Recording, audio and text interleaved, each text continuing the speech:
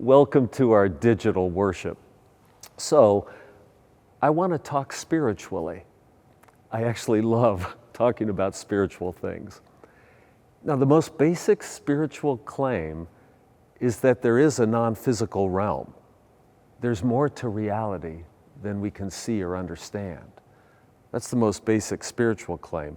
And I always thought that it was sort of opposed to what science was saying, because I always thought science says all of reality is just matter, physical things, particles. But do you know, it seems like the tide is turning. If you pay attention to science these days and thinkers and intellectuals, it looks like everything is shifting. They're suddenly realizing that we don't directly experience matter at all, and they're not even sure what matter is. It seems like everything's moving towards being more open to a non-physical realm. Let me explain how this is starting to happen. So first, scientists and thinkers are realizing we don't directly experience even the fact that there is a physical realm. Let me describe this. Now, you might imagine that your eyes are windows to the outer world. So what do you mean I don't directly experience? I'm looking at a physical world. I'm staring at a physical camera right now. But your eyes aren't a window to the world. You know how vision works.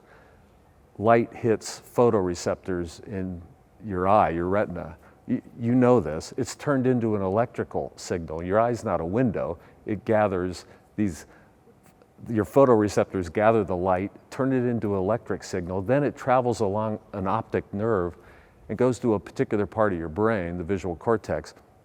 So your brain is sitting in a dark room. Your eyes aren't windows letting light in. An electrical signal goes to your brain, then your brain constructs an image. So you know all this, but we have to remember we're not directly looking at the physical realm. And then also the way your brain constructs an image, it's doing a particular way of seeing the physical world so that you can navigate it. I know you know all this. What's out there in the world isn't exactly how your brain constructs it. If you saw what the world was really, you would be overwhelmed with too much information. So like when you see a wall, well, you know in reality the wall is mostly space, and that it's subatomic particles creating basically a wave field. But if you saw all of reality in its fullness and complexity, you wouldn't be able to move.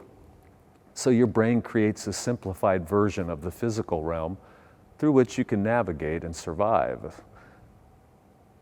We know all this, but we just started to get a greater sense that no one has any direct experience of a physical world at all. Then, lately, the science has been showing that we don't even know what electrons are. We don't know what matter is in any way. Science and physics are describing what things do, not what they are.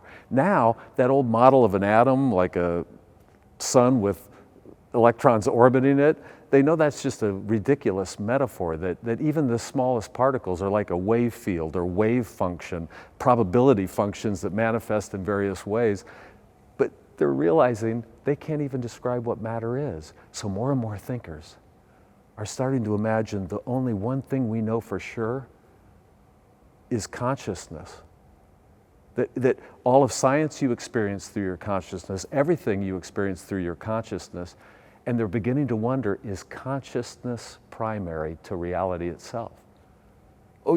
This is really fun to watch, these thinkers and scholars and scientists beginning to question, could it be consciousness that's the most fundamental property of our universe? Okay, right there. I took a long time getting here. It's starting to sound spiritual, because the key essential claim of Christianity is that love is the essential aspect of reality. But love can only happen in consciousness. So now, spirituality and science are starting to come closer and closer, because love can only happen in consciousness. And when Christians say love is the essential aspect of the universe, we must be saying that God's consciousness is what's holding all reality together, because God is love. And suddenly, what if Christians end up having the most accurate sense of reality itself. That all reality is within the mind of God, the consciousness of God, and it's love that connects all things. I know I'm taking a long time to explain this. I just want to give you this sense that the spiritual might be the most real. Okay, let's go to an anthem by our choir that is so spiritual. Come Thou Fount. And the opening line, tune my heart to thy grace. Listen to this anthem as it slowly builds to a beauty, to a majesty. Listen.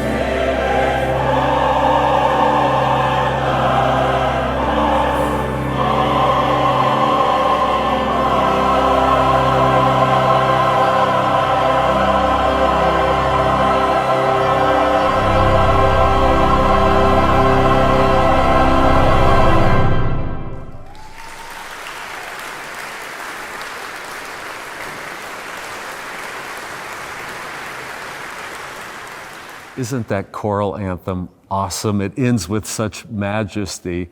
Let's go from majesty to majesty. We're in Micah chapter 6. This is one of the key scriptures. Let us listen. With what shall I come before the Lord and bow myself before God on high? Shall I come before him with burnt offerings, with calves a year old? Oh, will the Lord be pleased with thousands of rams, with 10,000s of rivers of oil? Shall I give my firstborn for my transgression, the fruit of my body for the sin of my soul?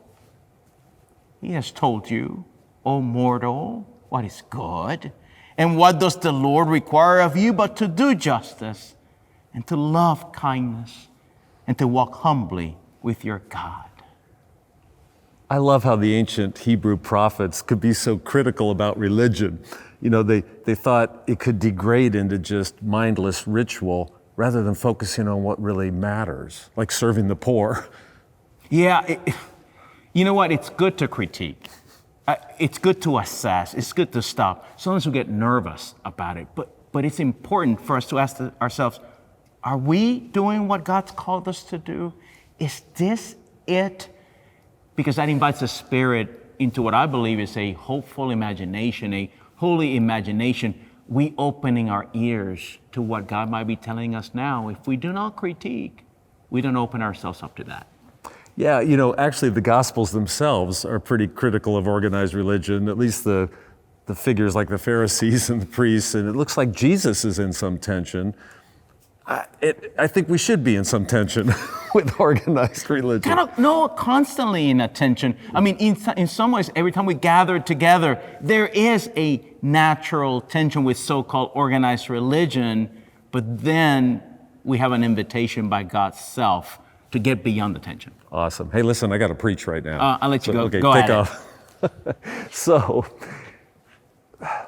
it is appropriate to be critical of organized religion. If you ask people today, they might say that institutional religion can become hypocritical or mean-spirited towards gay people, or become overly dogmatic, overly literal. There's lots of critiques. But I wanted to tell you today about something that emerged from institutional religion, that actually emerged from when our religion was part of empire, the Roman Empire, something that came about that was so gentle and wise. It was a doctrine. It still blows my mind that the institutional power structure developed a doctrine that is so soft and symbolic. Let me explain this to you. In the year 520, the Roman Emperor Marcion called together a council of 520 bishops, and there had been a problem. Everyone was arguing about Jesus. Some Christians, they were called the Ebionites, they thought Jesus was just human. And that's how they were following Jesus. He's just a great moral teacher and human being. Then there were other Christians called the Docetists. I know that there's all these weird ancient names, the Ebionites and the Docetists, but the Docetists thought that Jesus was just God in a costume, that Jesus was pure God, not human. And so the emperor thought, we got to figure out who Jesus is if Christianity is the official religion of the empire. So he calls these bishops together. They spend a month praying and studying and arguing. And then they issued a doctrine that is still the key teaching of the church about Jesus. So is Jesus human or divine? This is the doctrine. It says that Jesus is fully human and fully divine. So the institutional church gave us this paradox and said, if you're going to be a faithful Christian, you have to live in that tension and not come to easy answers. You would think institutional religion would want easy answers, right? Easy, literal answers. It's exactly what the great institution didn't give us. It gave us a mystery. Jesus is fully human and fully divine. That's a contradiction. What is a mind supposed to do with a contradiction? I think we're supposed to realize in some way the faith is beyond our comprehension, beyond our ken. That to have faith in Christ is to be drawn towards a mystery, not that you could grasp everything Christ is about. Can you believe the institutional church came up with that sort of gentle wisdom? I think there's a key effect of that too. People that are creativity experts will tell you, if you don't rush to an easy answer, if you stay in the tension of a difficult question, you'll be ever more creative. That's what the church is having us do in regards to Jesus. Stay in the paradox. Don't reduce him to a simple answer. And then we'll have so many creative ways we can follow him. I also love that the institutional church chose a both and instead of an either or. And if you're always setting up either ors in your life, black and white issues, it doesn't go well for us when we do that. But if we understand both and, that our answers and solutions should always involve multiple perspectives. I love that the organized church came up with that beautiful doctrine. So, if Jesus is fully human and fully divine, you can fully explore each side of that. For just a moment now, I want to tell you about how I explored the fully human side of Jesus. In the 1980s, I became excited about historical Jesus studies. Historical Jesus studies emerged post-Enlightenment when historiography was developed. And so with historical sciences being developed, we thought, hey, we can explore who Jesus really was in history. Who was Jesus really? And I got super excited by that. I ended up focusing on that in my schooling. And I wanted to just tell you that if you study the historical reconstructions of Jesus, it's pretty edgy stuff. Sometimes the church domesticates what he's about. But if you study the historical reconstructions, for example, if they try to place him in his social context and social milieu, historians realize the first thing we know for sure historically is that he was executed by the Romans as a rebel. Now I know we think of just the kind, easygoing Jesus, but the one thing we know historically for sure is that he was executed as a rebel to the empire. And so some historians begin to explore this and flesh out that he was poor, he was part of an oppressed group in the empire, and he started to be a rabble-rouser, maybe even create a people's movement against the powers that be. This can be pretty radical stuff. Historians think that the urban elites were hoarding resources and that the poor were under heavy taxation. This is almost like a tax revolt that's taking place in the Gospels. This sounds a little radical. But sometimes I think we tame Jesus too much.